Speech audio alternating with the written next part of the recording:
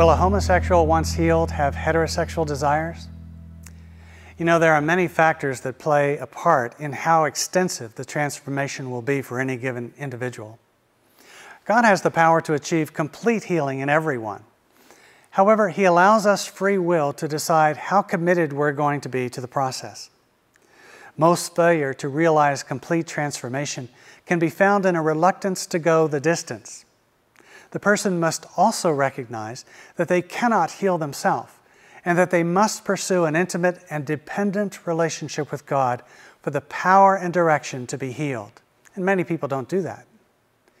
Many people are motivated out of a performance orientation rather than genuine love for Christ, and that will shut down the healing process as well.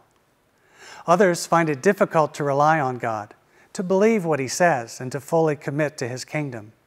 That will stop the healing process for sure.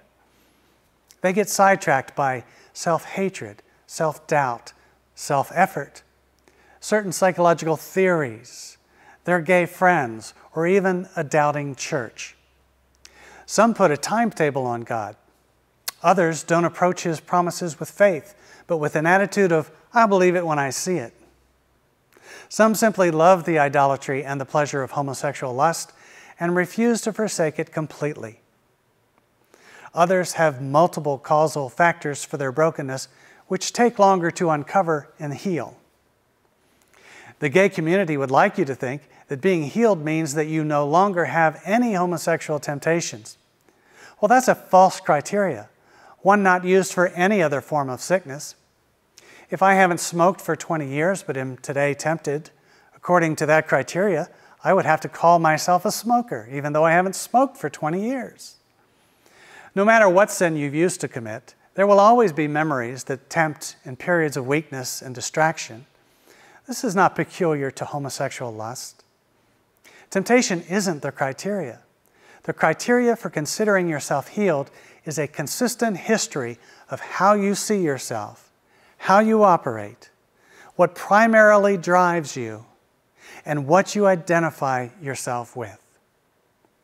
One person's healing can be a longer and more arduous process than another's.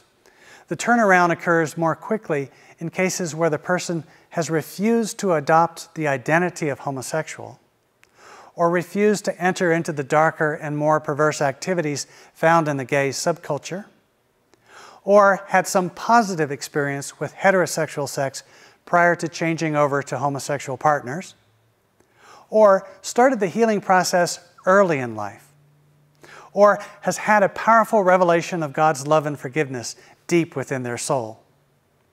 In short, where there is knowledge, commitment, a generous time frame, and a smaller number of causal factors to overcome, the healing comes quicker.